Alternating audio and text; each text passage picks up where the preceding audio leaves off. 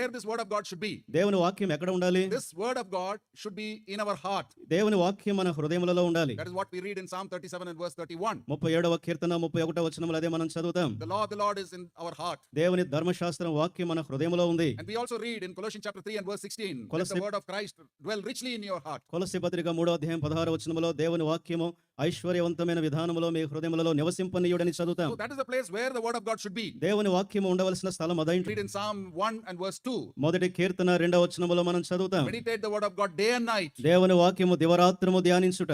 And also in Joshua chapter 1 and verse 8, we read that meditate the word of God day and night. యెహోషువ గ్రంథం మొదటి అధ్యాయం 8వ వచనములో కూడా ధర్మశాస్త్ర గ్రంథము దివారాత్రము ధ్యానించాలని రాయబడింది.